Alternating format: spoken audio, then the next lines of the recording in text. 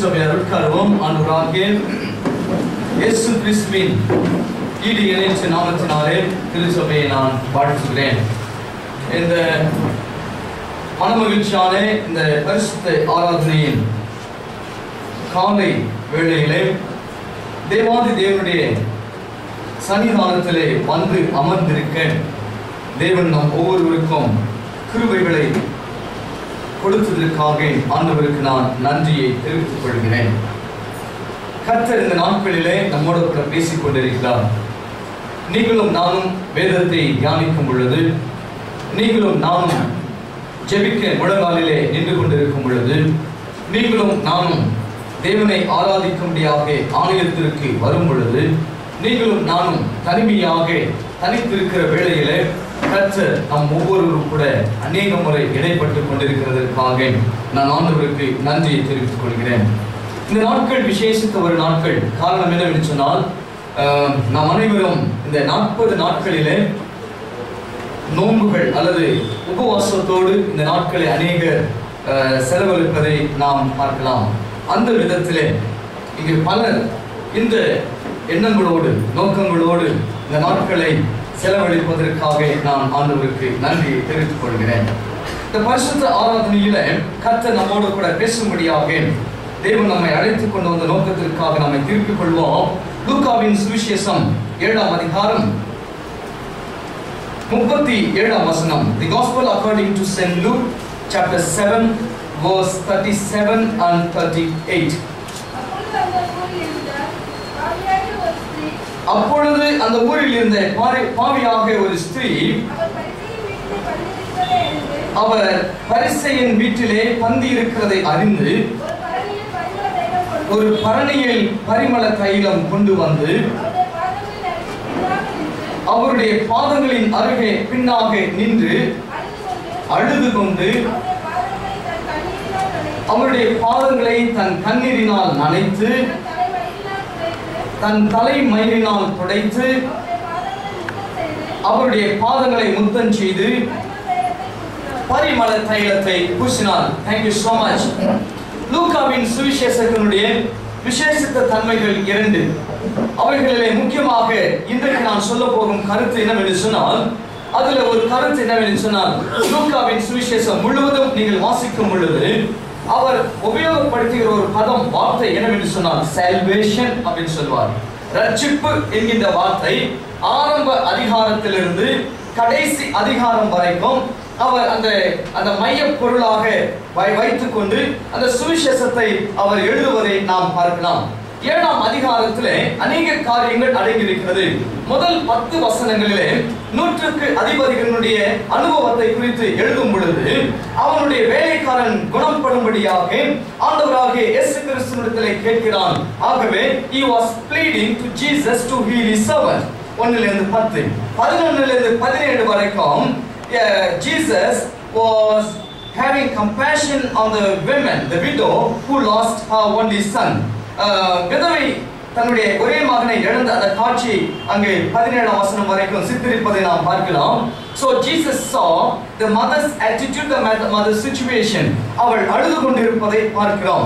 18லிருந்து 23 வரைக்கும் நீங்கள் வாசிப்பீர்கள் என்று சொன்னால், யோவான் ஸ்நானகன் தம்முடைய சீஷர்களை இயேசுவிடத்திலே அனுப்பி அவரை குறித்து வினவுவதை நாம் பார்க்கிறோம். 31ஆம் வசனத்திலிருந்து 36ஆம் வசனம் வரைக்கும் நாம் பார்க்கும் பொழுது இயேசு கிறிஸ்துவானவர் மக்களுடைய ஒவ்வொரு எண்ணங்களை விரிவாக ஆழமாக எடுத்து சொல்வதை நாம் பார்க்கிறோம். சரி, 36ஆம் வசனத்திலிருந்து 50ஆம் வசனம் வரைக்கும் ஒரு எபிசோட். இந்த 14 வசனங்கள் கொண்டிருக்கிறதான இந்த பேசேஜ், இந்த எபிசோடுல மாபெரும் ரகசியத்தை ஆண்டவர் அங்கே பதிப்பதை நாம் பார்க்கிறோம். We could able to identify the theology of God or the theology that there is behind in the gospel that was written in chapter 7 and the last verses. இந்த கடைசி வசனங்களிலே எழுதப்பட்டிருக்கிறதான வார்த்தைகளிலே ஆண்டவருடைய இறையியல் டீச்சிங்கை, ஆண்டவருடைய இறையியலுடைய போதகத்தை நாம் இங்கு பார்க்கலாம். சரி, நடந்த சம்பவங்களை குறித்து நாம் சொல்லும் பொழுது பரிசேயன் இயேசுவை அழைப்பதை நாம் பார்க்கிறோம். Pharisee was inviting Jesus for the meal.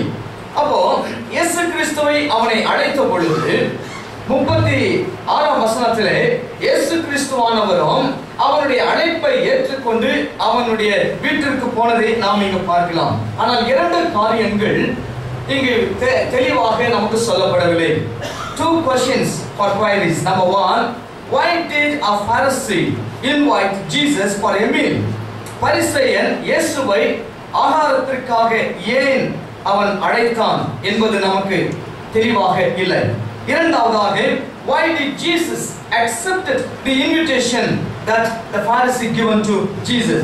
இயேசு கிறிஸ்துவுக்கு பரிசேயன் கொடுத்ததான அழைப்பை ஏன் ஏற்றுக்கொண்டார் என்பது நமக்கு தெரியவில்லை. ஆனால் பரிசேயன் இயேசுவை அழைக்கிறான். இயேசுவானவர் ஒரு வார்த்தையும் சொல்லாமல் அவனுடைய அழைப்பை ஏற்றுக்கொண்டு அங்கே பந்தி இருப்பதை நாம் இங்கு பார்க்கிறோம். இந்த 2 கேள்விகளின் மத்தியிலே ஒரு சம்பவம் நடக்கிறது.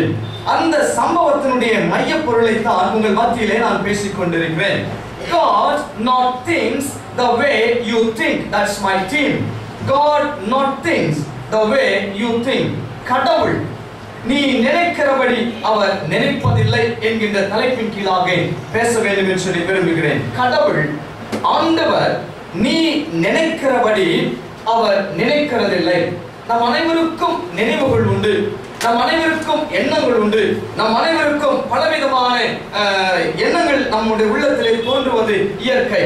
அந்த எண்ணங்களிலே நாம் நாமே என்ன செய்வோம் என்று சொன்னால், இது இப்படித்தான் நடைபெறும், இப்படித்தான் நடைபெற போகிறது என்று சொல்லி நாம் என்ன செய்வோம், ஒரு பாக்ஸ்குள்ளாக நம்மை அடைத்துக் கொள்வதை நாம் பார்க்கலாம்.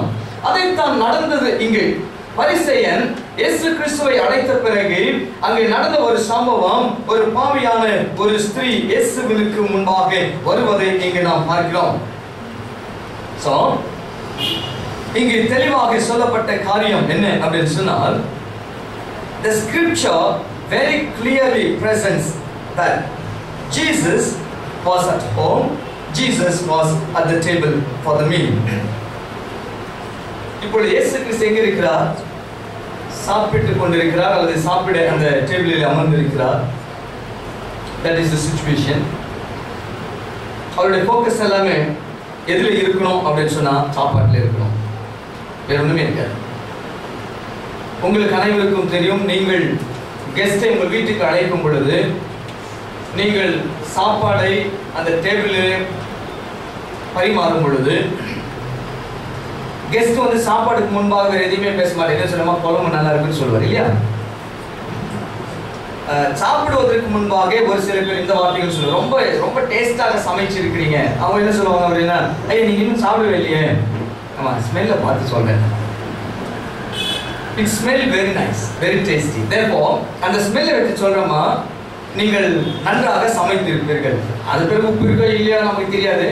பட் நடக்கிறது சம்பவம் என்னன்னா, அந்த அந்த 10 இருந்து 20 30 நிமிடங்கள் அந்த அந்த சூழ்நிலைகள், அந்த எபிசோட் எப்படி நடக்கும் உங்க வீட்டில் அப்படின்னா, சாப்பாடு குறித்தே இருக்கும். அந்த சாப்பாடு எப்படி என்ன அப்படின்னு சொல்லி பேசிக்கொண்டு இருப்போம்.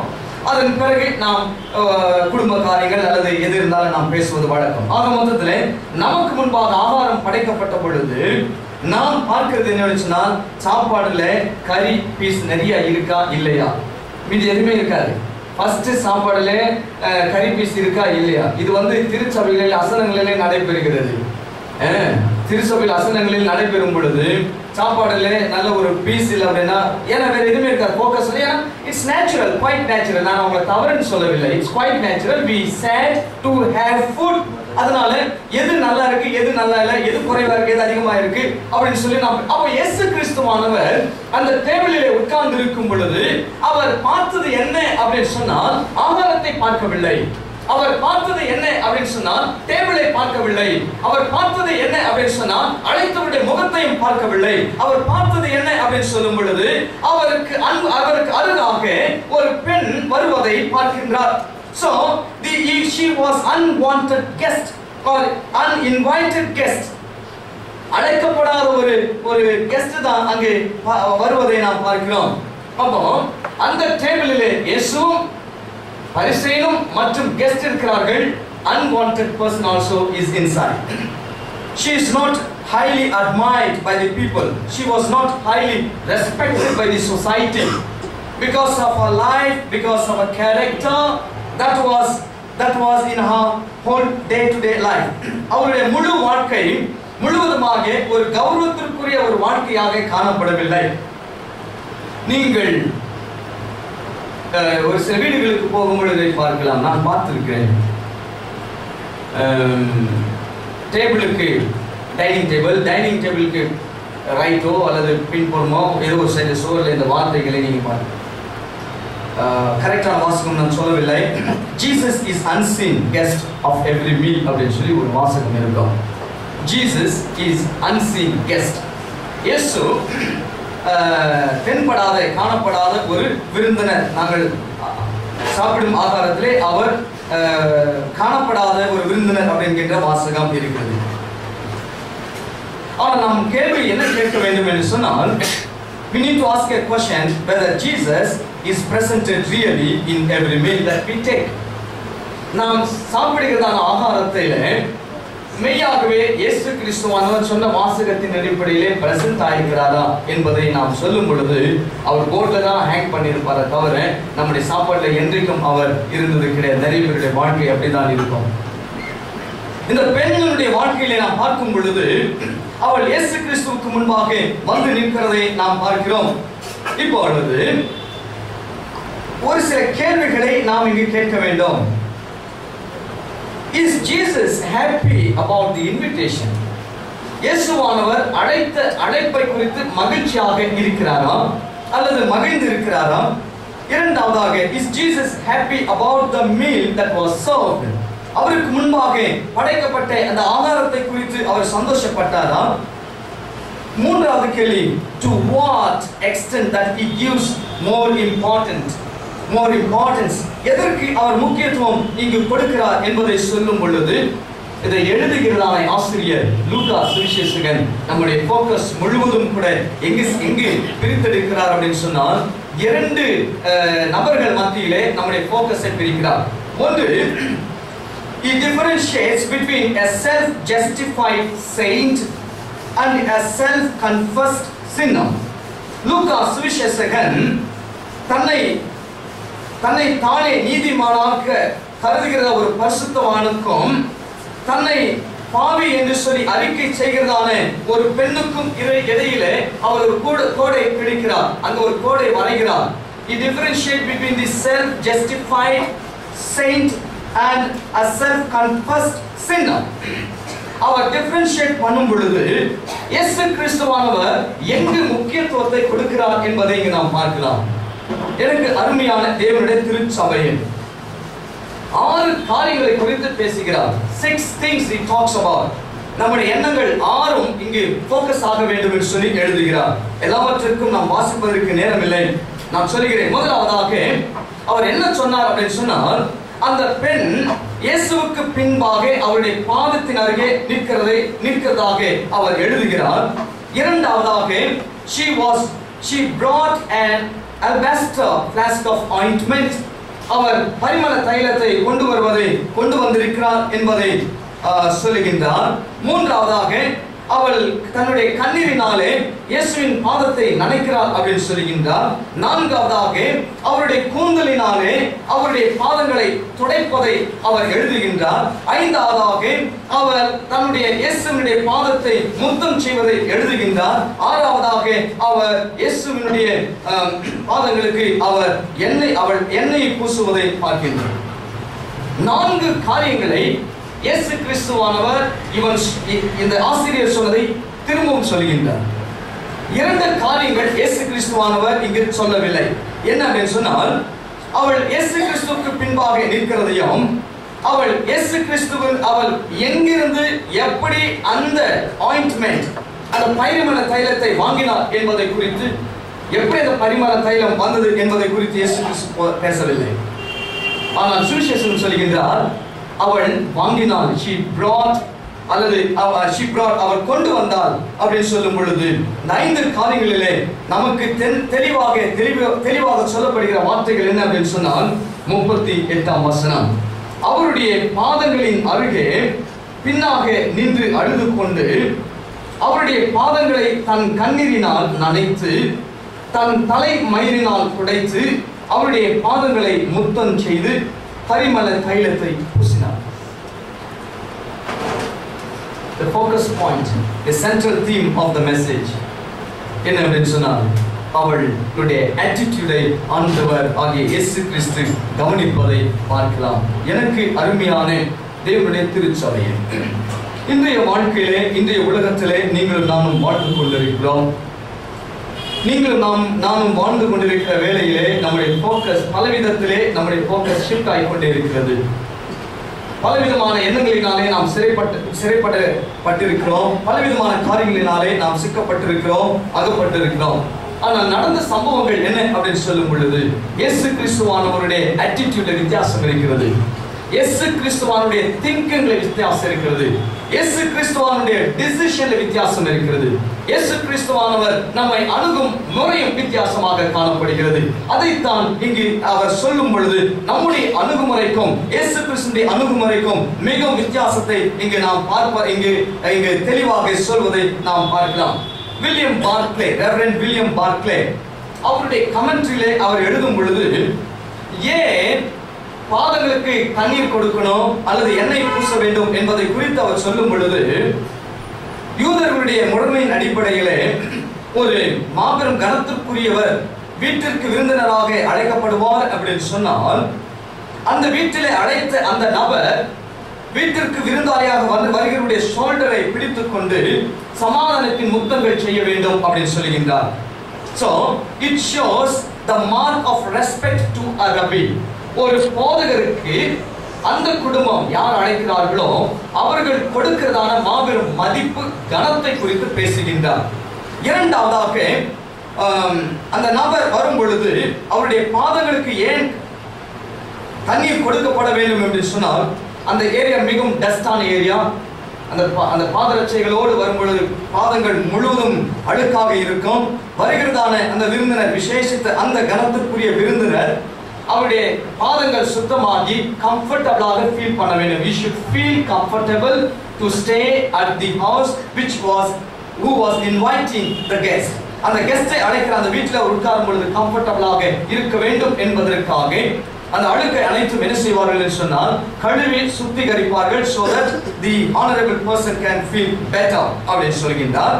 மூன்றாவதாக அவர் வந்திருக்கிறதான கனத்திற்குரிய அந்த ஆசிரியராக இருக்கலாம் அல்லது ரபியா இருக்கலாம், அவருடைய தலைக்கிட்ட என்ன செய்வாங்க அப்படின்னு சொன்னா நல்ல ஒரு ஊதுவத்தி, நல்ல ஸ்மெல்லான ஊதுவத்தியை கொளுத்தி வைப்பார்கள். so that the whole atmosphere will be good அப்படின்னு சொல்கிறார். இவைகள் அனைத்தும் shows a good manner அப்படின்னு சொல்கிறார். இவைகள் அனைத்தும் ஒரு நபருடைய நற்குணங்கள், ஒரு நல்ல ஒரு செயலை வெளிப்படுத்துகிறது. ஆகவே இங்கு இயேசு கிறிஸ்துவானவர் பார்த்த பொழுது அந்த ஸ்திரீயை பார்க்கிறார். அந்த ஸ்திரீ செய்த அனைத்து காரியங்களை கவனித்த பிறகு பரிசேயன் கிட்ட பேசுறாரு. ஏன் பேசினார் பரிசேயன் கிட்ட? Why did Jesus was talking to a Pharisee? Yes, he invited him. அவன் அவரை அழைத்தான். Yeah, 39, verse 39, someone from the choir.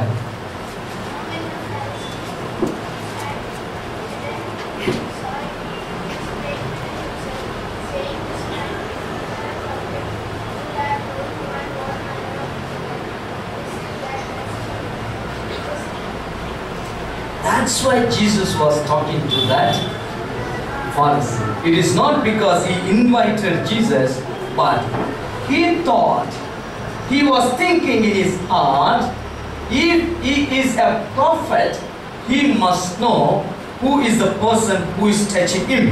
அவர் தீர்க்கதரிசியாக இருந்தால், யாராவது தமிழில் வாசிக்குமா? 31ஆம் வசனம் 39. அவரை அழைத்த பரிசேயன் அதை கண்டபோது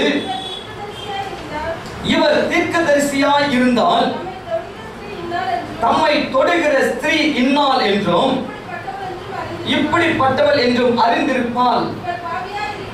இவள் பாவியா இருக்கிறாளே என்று தனக்குள்ளே சொல்லிக் கொண்டான். இயேசு அவனை நோக்கி, சீமோனே அப்படின்னு சொல்லுகின்றார். அழைத்தது நிமித்தமாக பேசவில்லை.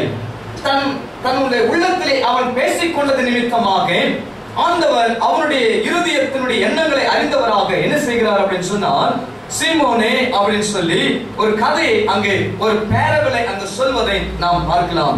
எனக்கு அருமையான தேவனுடைய திருச்சபையை ஆண்டவருடைய போக்கஸ் இங்கு ஷிஃப்ட் ஆவதை நாம் பார்க்கலாம். என்ன நடக்கிறது, ஏன் அந்த பரிசேயன் அப்படி நினைத்தான் அப்படின்னு சொன்னால், அதுல இரண்டு முக்கியமான காரியங்களை நீங்கள் கவனிக்க வேண்டும். ஒன்று, பப்ளிக் அப்பியரன்ஸ்ல ஒரு பெண் அப்பியர் ஆகிறது ஒரு அநாகரிகமான ஒரு செயல். இரண்டாவதாக, பப்ளிக் அப்பியரன்ஸ்ல ஒரு பெண் தன்னுடைய முடியை என்ன சொல்லுங்க ஜடையை விரிச்சு போடுறது அநாகரிகமான செயல். இந்த முடியை விரித்து போடுவது அநாகரிகமான செயல், அன்பவுண்டிங் ஹேர். ஏன் அநாகரிகம் அப்படின்னு சொல்லுகின்றார் அப்படின்னு சொன்னால், அந்த கமெண்ட்ரியில அவர் எழுதும் பொழுது ஒரு பெண்ணினுடைய முடியானது முடிச்சு எப்பொழுது போடப்படுகிறது அப்படின்னு சொன்னாங்க. நீங்களாம் ஈஸியா போடுறீங்க இல்லையா முடி, ஆனால் அவர் சொல்லும் பொழுது என்ன சொல்றாருன்னா, ஒரு பெண்ணினுடைய முடி எப்பொழுது போடப்படுகிறது, எந்த சூழ்நிலையில் அப்படின்னு சொன்ன கமெண்ட்ல என்ன சொல்றாருன்னா, during the wedding day அப்படின்னு சொல்லியிருக்கார். அல்லேலூயா. வெட்டிங் டே அன்றைக்கு அவருடைய தலை முடியானது கட்டப்படுகிறது அப்படின்னு சொல்கின்றார். இனிமேல் என்றைக்கும் பப்ளிக்ல அவருடைய முடியானது விரித்து போடப்படுவதில்லை அப்படின்னு சொல்கின்றார். அன்றைக்கு போடுகின்றதான அந்த முடியானது இன்று என்றைக்குமே அவள் அன்பவுண்டாக பார்க்க கூடாது என்பதனுடைய யூதர்களுடைய முறைமையின் அடிப்படையில் அந்த ரெவரண்ட் வில்லியம் பார்க்லே அவருடைய கமெண்ட்ரியிலே சொல்லும் பொழுது அவர் என்ன இதை சொல்லுகின்றார். On a wedding day a girl's hair was bound and it never be unbound thereafter. அதற்கு பிறகு அந்த முடி அவள் அவிழ்ப்பதை பார்க்கவே முடியாது அப்படின்னு சொல்கிறார். என்ன நடக்கிறது அப்படின்னு சொன்னால், it is an act of manner how you and I appear before the congregation, before the audience, before the society, in the public. பப்ளிக்ல நீங்களும் நானும் எப்படியாக நம்முடைய வாழ்க்கையை அல்லது நம்முடைய செயலை நாம் நடத்தி கொண்டிருக்கிறோம் அப்படின்னு சொல்லும் பொழுது அந்த காட்சியை தான். அப்போ பரிசேயர் என்ன சொல்கிறான் சொன்னால், இவர் செய்யக்கூடாததை செய்து கொண்டிருக்கிறாரே, ஆனால் இவர் தீர்க்கதரிசியாக இருந்திருப்பால் அப்படின்னு சொன்னா, don't touch me not you sinner சொல்லிருக்கணும் இல்லையா? அவர் சொல்ல from here to the last bench. Shall we say amen? ஏன் ஆமென் என்று சொன்னால், அவர் நீ பாவி என்று சொல்ற இயேசு கிறிஸ்துனுடைய ஸ்டேட்மெண்ட்ல நீங்க எல்லாம் பாருங்க, இனி பாவம் செய்யாதே அப்படின்னு தான் சொல்லுவாரே தவிர நீ ஒரு பாவி, you are a sinner அப்படிங்கிற ஒரு ஸ்டேட்மெண்ட் நீங்கள் வாசித்ததுண்டான்னு சொன்னால் ரொம்ப ரொம்ப கடினம். You are a sinner, get lost.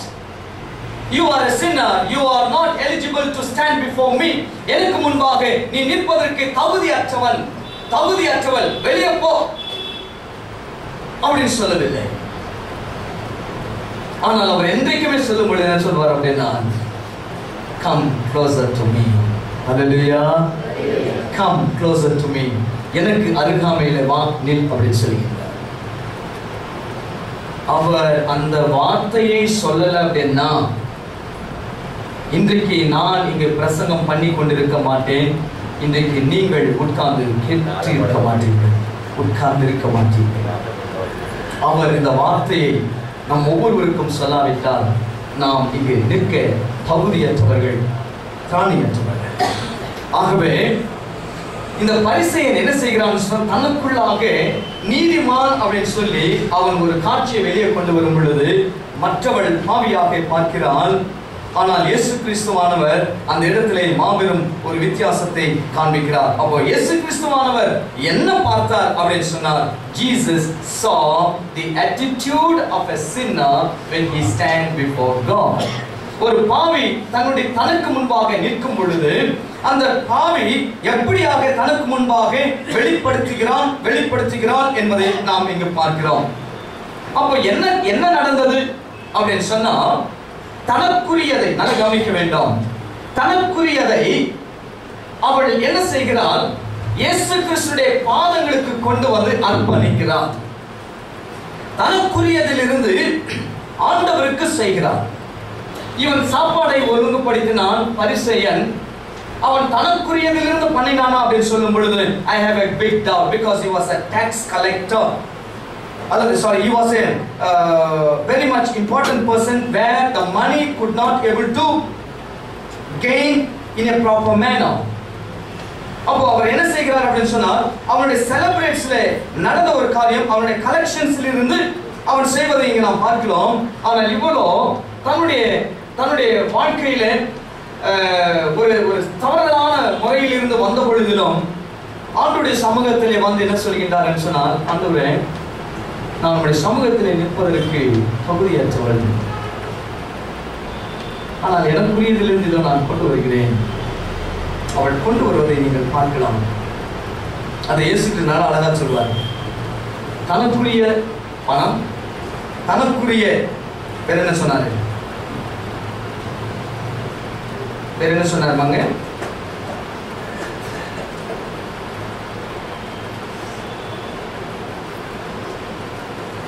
நாற்பத்தி 44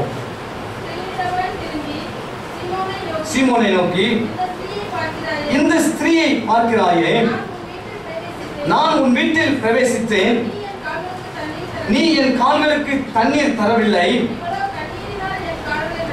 கண்ணீரினால் என் கால்களை நனைத்து தன் தலைமயிரினால் அவள் அறைகளை துடைத்தாள். சொல்லுங்க. இவள் என் பாதங்களை ஓயாமல் முத்தம் செய்கிறார். அதுல என்ன பார்க்கிறார் அப்படின்னு சொன்னால், it is not the oil and the crying tears that Jesus saw. He saw the act of bhakti. The act of bhakti. பக்தி என்கின்ற ஒரு காரியத்தை அந்த பெண்ணுக்குள்ளாக பார்க்கிறார். பக்தி என்றால் என்ன அப்படின்னு சொல்லி நீங்கள் பார்க்கும் பொழுது, it's an Indian term, சரிங்களா? Sanskrit word. சரியான ஒரு வார்த்தை நமக்கு ஆங்கிலத்திலே மொழியாக்கம் சரியாக டிவோஷன் அப்படின்னு சொல்லலாம். பட் பக்தி இன்னும் ஆழமாக போகும். ஏகப்பட்ட பக்திகள் இருக்கிறது, அதெல்லாம் பேசுவதற்குரிய நேரம் அல்ல. அந்த பக்தியிலே பக்தர்களுக்கும் தேவாதி தேவனுக்கும் உள்ள இடையில் இருக்கிறதான உறவை பேசும் பொழுது நம்முடைய பக்தி எப்படியாக காட்சி அளிக்கிறது அப்படின்னு சொல்கின்றார். எப்படி இது பக்தியாக காட்சி அளிக்கிறது என்று சொன்னால், தன்னுடைய தலை முடியினாலே இயேசு கிறிஸ்துவினுடைய பாதங்களை துடைப்பதை நாம் என்ன செய்கிறோம் பார்க்கலாம். எனக்கு அது தலைமுடியினாலே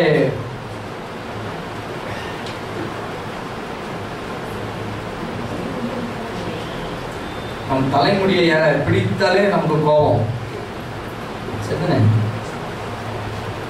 இன்றைக்கு சொல்ல வேண்டியது கிடையாது. இன்றைக்கு சூழ்நிலைகளே பெண்கள் தலைமுடி கிடையாது, எல்லாம் விக் தான். Very difficult. அந்த அளவுக்கு முடி இருக்கிறதா வேணா வெரி டிஃபிகல்ட். ஐம் சாரி, யாராவது பேசுறீங்க மன்னிக்கணும், நான் உங்களை வேதனைப்படுத்துன்னு சொல்லவில்லை. என்ன சொல்கிறேன் அப்படின்னா, அந்த அளவுக்கு இருந்தாலும் அந்த விக்கில் நாம் என்ன செய்கிறோம் அப்படின்னு சொன்னால் நல்ல ஸ்டைலாக நாம். ஆனால் இவள் என்ன செய்தால் அப்படின்னு சொன்னால், தன்னுடைய அலங்காரத்தை பார்க்கவில்லை, தன்னுடைய அழகை பார்க்கவில்லை, எல்லாவற்றுக்கும் மேலாக என்ன செய்தார் என்று சொன்னால், நான் ஒரு பாவி, நான் இந்த பரிசுத்தவானுக்கு முன்பாக நிற்க நான் தகுதியற்றவன், எனவே நான் டவலை கொண்டு வந்து துடைக்கலாம் அப்படின்னு சொல்லி நினைக்கல, தண்ணீரை கொண்டு வந்து துடைக்கலாம் என்று சொல்லி நினைக்கவில்லை, தனக்குள்ளதில் இருந்து கொடுக்கிறார். அல்லேலூயா சொல்லுவோமா? தனக்குள்ளதில் இருந்து கொடுக்கிறார். தனக்குள்ளது கண்ணீர் வெளியிருந்து வரல, தனக்குள்ள இருந்து வருகிறது. அவள் அவருடைய நனைந்த பாதங்களை துடைப்பதற்காக வெளியில் இருந்து தவளை கொண்டு வரவில்லை, அவள் தனக்குரியதில் இருந்து என்ன செய்கிறாள் சொன்னால் துடைப்பதை பார்க்கும் பொழுது பரிசேயன் பார்த்தான். indecent act அப்படின்னு சொன்னான். ஒரு பெண் செய்யக்கூடாததை இவள் செய்கிறாள் அப்படின்னு சொல்லும் பொழுது ஆண்டவர் என்ன பார்த்தார் அப்படின்னு சொன்னால், அவள் யாரையும் பார்க்கவில்லை, என்னை தான் பார்த்தாள். அல்லேலூயா. அவள் யாரை பார்க்கவில்லை, அவள் ஒருவரையும் பார்க்கவில்லை, அவள் பார்த்தது அனைத்துமே என்னைத்தான். She only saw me only. அவள் இயேசு கிறிஸ்துவை மாத்திரம் ஃபோக்கஸ் பண்ணுவதை பார்க்கிறோம். மீது எல்லாவற்றையும் மறந்து விடுகிறார். அந்த பக்தியை தான் ஆண்டவர் இன்றைக்கு உங்களிடத்திலும் என்னிடத்திலும் விரும்புகிறார். எனக்கு அருமையான தேவனுடைய திருச்சபையை ஆண்டவர் நம்மிடத்தில் எதிர்பார்க்கிறது என்ன அப்படின்னு சொல்லும் பொழுது பக்தியை எதிர்பார்க்கிறார். அவருக்கு கொடுக்க வேண்டிய கனத்தை எதிர்பார்க்கிறார். அது நம்ம உள்ள இருந்து வர வேண்டும் அப்படின்னு சொல்கின்றார். இங்கிருந்து வர வேண்டும் அப்படின்னு சொல்கின்றார். அதை வரும் பொழுது ஆண்டவர் நமக்கு பெரிய கிருபைகளை செய்கிறதை நாம் பார்க்கலாம். சர்ச்சஸ்ல நான் ஒரு வினோதமான காரியங்களை பார்த்தேன். சபைகளிலே பொதுவாக இன் சர்ச்சஸ் என்ன அது அப்படின்னு சொன்னால், ஒருத்தன் சர்ச்சுக்கு குடிச்சிட்டு வரக்கூடாது, சரிதானே? ஒருத்தன் சபைக்கு சர்ச்சுக்கு குடிச்சிட்டு வரக்கூடாது. நாம் என்ன சொல்கிறோம்? நீ குடிச்சிட்டு சர்ச்சுக்கு வராத, சர்ச்சுக்கு வரக்கூடாது அப்படிங்கிறோம். சார், ஆனா சபைக்கு வந்துட்டு குடிச்சிட்டு போறவங்க நாம் என்ன செய்யறது கிடையாது, கேட்கறது கிடையாது. சபைக்கு வந்து திருச்சபைகளை குறித்து பேசுகிறேன். ஒருவன் குடிச்சிட்டு வரும்பொழுது அவனை நாம் கேட்ட நிப்பாடி, நீ குடிச்சிருக்கிற வராது அப்படின்னு சொல்லி, ஐயோ அவன் குடிச்சிட்டு வந்துட்டான் சர்ச்சுக்கு, ஓகே ஃபைன். சர்ச்சுக்கு வந்துட்டு போய் குடிக்கிறவங்களை குறித்து எப்ப நீ குடிக்கிறீங்களா நிப்பாட்டான்னு சொல்றது ஒரு உதாரணம் தான். அதுல இருந்து you can add many things into that. ஏன் அப்படின்னு சொன்னால், நாம் தேவனுடைய ஆலயத்தை மிகவும் கனப்படுத்துவதனாலே ஒரு நபர் குடித்து வருவதை நாம் விரும்பவில்லை. ஆனால் அதே கனத்தை ஆண்டவர் எப்படி விரும்புகிறார் சொன்னால், நீ ஆலயத்திற்கு வந்து போன பிறகு நீ குடிப்பதை அவர் விரும்பவில்லை. So what God talks about, let the drunkards come inside the church. Let the people who are not good, let them come to the church. The moment they come to the church, they should return without continuing the same act that they do. ஆண்டவர் என்ன எதிர்பார்க்கிறார்? குறைகள் இருக்கிற நாம் அனைவரும் ஆலயத்திற்கு வாங்க என்று அழைக்கிறாரு. வாங்க என்கிட்ட. ஆனால் என்கிட்ட வந்த பிறகு, ஆலயத்திற்கு வந்த பிறகு, ஆலயத்திலிருந்து நீ வெளியே போகும் பொழுது இனிமே நீ குடிக்காத அப்படின்னு சொல்லிட்டார். இனிமே உன் வாழ்க்கை இப்படி இருக்கக்கூடாது, நீ முன்ன போல இப்படி வரக்கூடாது, வந்ததுபடி நீ போகக்கூடாது. அதைத்தான் ஆண்டவர் நம்மிடத்தில் விரும்பும் பொழுது அந்த பெண்ணிடத்தை பார்த்து சொல்கின்றார், உன் பாவங்கள் உனக்கு மன்னிக்கப்பட்டது. பிரான்சிஸ் ஆஃப் அசிசி 13ஆம் நூற்றாண்டிலே an Italian Roman Catholic preacher, அவர் ஆண்டவருக்காக எல்லாவற்றையும் விட்டு ஊழியத்தை செய்தவர், மாபெரும் ஒரு ஊழியக்காரர், பிரான்சிஸ் ஆஃப் அசிசி. இவரை குறித்து நீங்கள் கேள்விப்பட்டிருக்கிறீர்களே தெரியாது. Pope Gregory IX anointed him or canonized him to be the saint 16th July 1228. Our Roman Catholic சபைகள் மூலமாக, ஆங்கிலிக்கன் கம்யூனியன், லூத்தர் திருச்சபைகள் மூலமாக மிகவும் மதிப்புக்கு உரியவராக கருதப்படுகிறதான மாபெரும் கர்த்தருடைய தாசன் பிரான்சிஸ் அசிசி. அவர் ஒரு வாசகத்தை சொன்னார். என்ன சொன்னாருன்னா, there is nowhere a more wretched and a more miserable sinner than I. என்னை போல மாபெரும் பாவி வேறு யாருமே இல்லை அப்படின்னு சொன்னார். இவரை குறித்து நான் நிறைய காரியங்களை சொன்னேன். ஆனால் அவர் கொடுத்த ஒரே ஸ்டேட்மெண்ட், என்னை போல ஒரு பாவி இல்லை என்கிறார். எனக்கு அருமையான தேவனுடைய திருச்சபை, we need to learn two lessons. Number one, sinner needs a savior but not the saint. பரிசுத்தவானுக்கு அல்ல, பாவிக்கே இரட்சகர் தேவைப்படுகிறார். Second, savior needs a heart but not the heart. Savior needs a heart but not the heart. இரட்சகருக்கு வேண்டியது உன்னுடைய இல்லம் அல்ல, இரட்சகருக்கு வேண்டியது உன்னுடைய உள்ளம். இவைகள் இரண்டும் தெளிவாக அவர் எடுத்துச் சொல்லும் பொழுது இயேசு கிறிஸ்துவானவர் என்ன பார்த்தார் அப்படின்னு சொன்னால், டேபிளையும் பார்க்கவில்லை, ஆகாரத்தையும் பார்க்கவில்லை, பரிசேனையும் பார்க்கவில்லை, அங்க பந்திந்த கனவான்களை பார்க்கவில்லை. அந்த பெண்ணை பார்த்தா சொன்னார், I want to stay in your heart. I am more comfortable than staying in this house. I'm more comfortable to stay in your heart than staying in the house of the Lord. நாம் அனைவரும் தெரிந்து கொள்ள வேண்டிய மாபெரும் பாடம், நமக்குள்ளாக வருகிற பக்தி ஆண்டவர் விரும்புவது. ஆண்டவர் சொல்கிறார், உனக்குள்ளாக நான் இருக்கிறேன் என்று. தலைகளை தாழ்த்தி செபிப்போம். எங்களை நேசிக்கிறவர்கள் நாங்கள் மற்றவர்களை விமர்சிப்பதிலே கெட்டிக்காரர்கள், மற்றவர்களை குற்றவாளிகள் என்று சொல்வதிலே திறமை மிக்கவர்கள். ஆண்டவர் விரும்பும் காரியம், நான் ஒரு பாவியாக இருக்கும் பொழுது நீர் என்னிடத்தில் வருகிறீர் என்று சொல்லுங்கள். நீ வந்த பிறகு நான் பாவத்தை செய்யக்கூடாது என்று உணர்த்துவதற்காக ஸ்தோத்திரம். சபையை ஆண்டவரே நீர் ஆசீர்வதித்து நீ சொன்னது போல நாங்கள் நினைக்கிறபடி நீ நினைக்காமல் இருப்பதற்காக நன்றி தெரிவிக்கிறோம்.